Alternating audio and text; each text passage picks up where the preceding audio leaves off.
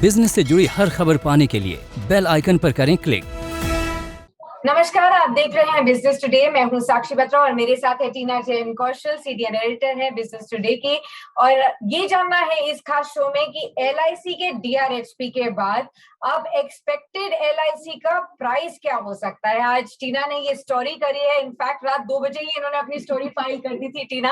और आपको ये कैसे लगा कि मैं फटाफट से कर देती हूँ रात को 2 बजे भी, कि जैसे डीआरएचपी फाइल हुआ। एलआईसी के आईपीओ का इतना क्रेज है मार्केट में, एवरीवन वांट्स टू नो कि एलआईसी का आईपीओ में चल क्या रहा है, कितना बड़ा आईपीओ है, क्या साइज होगा, प्राइस क्या होगा। तो movement it came, it was like data mine था कि इसमें कितनी स्टोरीज आ सकती है। तो रहा नहीं गया स्टोरी के लिए। बिल्कुल, तो इनसे रहा नहीं किया और आपसे भी रहा नहीं जाएगा जब आप ये जानना चाहते हैं कि एलआईसी का आईपीओ आखिर कितने रुपए में मिलेगा, क्या आप उसमें निवेश करना चाहते हैं या नहीं। ये सारी डिटेल्स अभी डीआरएचपी में नहीं आई है। आपको ये बता दें कि डीआरएचपी में ये बताया गया है कि सरकार 5% इक्विटी बेचेगी। साथ ही साथ उन्होंने ये भी बताया है रिटेल निवेशकों के लिए 35% तक रिजर्व रहेगा पोर्शन, जिसमें वो निवेश कर सकते हैं। कुछ पोर्शन पॉलिसी होल्डर्स और एम्प्लॉय कोटा के लिए भी होगा, लेकिन उसकी भी क्लैरिटी नहीं दी है। हालांकि ये बताया है कि 10% से ज्यादा पॉलिसी होल्डर्स के लिए कोटा एक्सीड नहीं कर सकता, एम्प्लॉयर्स के लिए 5% से ज्यादा नहीं हो सकता। लेकिन सबसे बड़ा सवाल ये था कि वैल्यूएशन क्या होगी एलआईसी आईपीओ की, क्योंकि इतना बड़ी कंपनी है। माना ये जा रहा है कि शायद इंडिया की सबसे बड़ी मार्केट कैप कंपनी से भी ज्यादा हो सकती है इसकी मार्केट कैप जब ये लिस्ट होते हुए नजर आए। अनडाउटेडली ये सबसे बड़ा आईपीओ होने वाला है अब तक का। लेकिन प्राइस क्या होगा, यही सबसे बड़ा सवाल है और इसी के ऊपर टीना ने स्टोरी की है। बताइए टीना, आपने कैसे निकाला कि प्राइस क्या होगा एलआईसी का।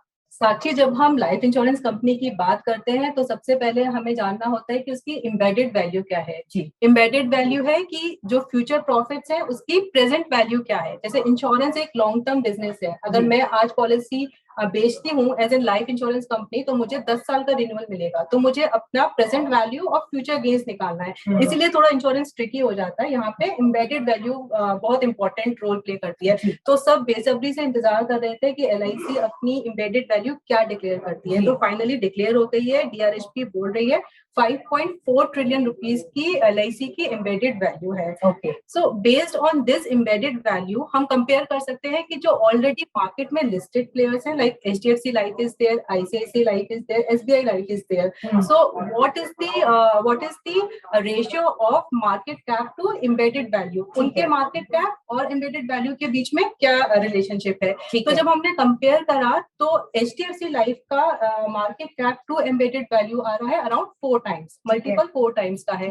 ऐसे ही ICICI Life और SBI Life का मल्टीपल 3 टाइम्स का है। HDFC Life का 4 to 5 के बीच में होगा। These are the approximate figures that यानी कि मान के चल सकते हैं कि जो अभी तक की लिस्टेड प्लेयर्स हैं एम्बेडेड वैल्यू से वो 3 या 4 गुना बड़ी उनकी मार्केट कैप है। इसी को अज्यूम किया है शायद आपने एलआईसी के लिए भी। अगर उसकी embedded value 5.4 lakh crore rupees है तो शायद अगर 3 से 4 गुना इसकी मार्केट कैप होगी तो कितनी होगी, शायद 15 लाख करोड़ रुपए के आसपास शायद। तो मैंने सारे एस्टिमेट लगा लिए, कंजर्वेटिव 2 मल्टीपल पे भी लगा लिया मैंने। अच्छा। और 4 मल्टीपल पे भी लगा लिया कि कुछ भी अगर सिनेरियो प्ले आउट होता है तो क्या रेंज हमारे पास आ रही है। ठीक है, तो अगर मैं 2 के मल्टीपल पे जाती हूँ तो मेरे को मार्केट कैप मिल रहा है एलआईसी का 10 लाख करोड़। ओके। और अगर मैं 4 के मल्टीपल पे जाती हूँ तो मुझे एलआईसी का मार्केट कैप मिल रहा है 22 लाख करोड़। तो आपने बोला कि सबसे बड़ी कंपनी भी हो सकती है। तो अगर हम रिलायंस इंडस्ट्रीज की बात करें तो उनका market cap around 16 lakh crore है। बिल्कुल, तो क्लियरली अगर मल्टीपल ऊपर की तरफ रहेगा तो लार्जेस्ट मार्केट कैप कंपनी बन जाएगी LIC. There is no doubt about it. तो बेस्ड ऑन दिस मेरे पास जब मार्केट कैप आ गया then I can find the value of one share, because DRHP ने बोला है कि ऑफर फॉर सेल में केवल 32 करोड़ शेयर्स मार्केट में रहेंगे।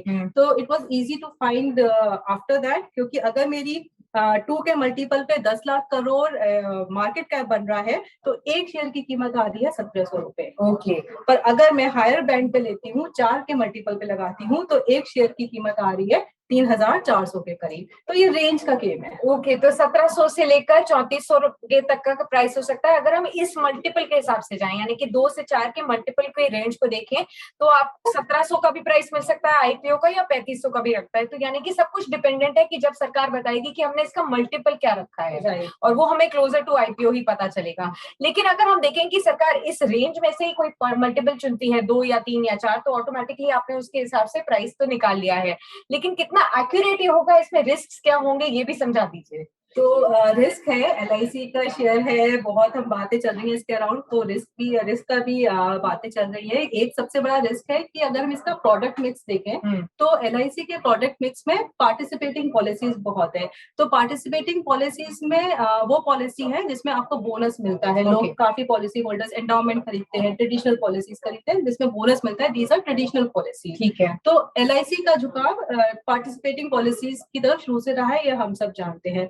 अब नॉन पार्टिसिपेटिंग पॉलिसीज है यूनिट लिंक पॉलिसी, जिसमें रिटर्न आपका मार्केट डिटरमिन करती है। उनकी लायबिलिटी बुक्स पे इतनी नहीं होगी। तो एक ये रिस्क फैक्टर है। दूसरा रिस्क फैक्टर है LIC is known for acquiring जो शेयर्स जो IPO का मार्केट में काम नहीं कर रहे होते हैं, उसमें पैसा डालती है लास्ट मिनट पे। तो हमने ये भी देखा है। तो एक बड़ा रिस्क है कि LIC के ऊपर दबाव होता है किसी लॉस मेकिंग कंपनीज को बचाने का। हमने देखा है IDBI बैंक के साथ भी ऐसा रिसेंटली हुआ है।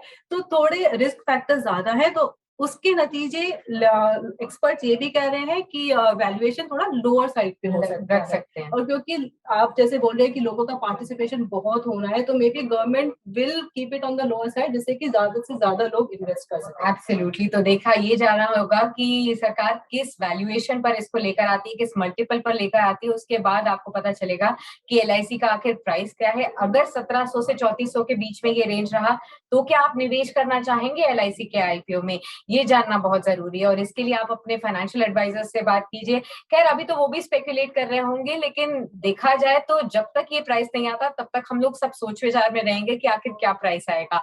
लेकिन ये जानना अच्छा होगा कि अगर इस हाई प्राइस रेंज पे है तो आपके पोर्टफोलियो को LIC का IPO सूट करता है या नहीं करता। बहुत बहुत शुक्रिया टीना समझाने के लिए कि किस प्राइस पर LIC का IPO आ सकता है। चलिए इसी के साथ हम आपसे विदा देते हैं, लेकिन LIC की खबरों पर अगर आपकी नजर है तो आप बिजनेस टुडे के साथ जुड़े रहिए। इस YouTube के वीडियो को तो आपको लाइक करना ही है, लेकिन हमारे YouTube चैनल को सब्सक्राइब करना भी मत भूलिएगा। बहुत बहुत शुक्रिया फिलहाल जुड़ने के लिए। वीडियो पसंद आया तो हमें लाइक, कमेंट, शेयर और सब्सक्राइब जरूर करें।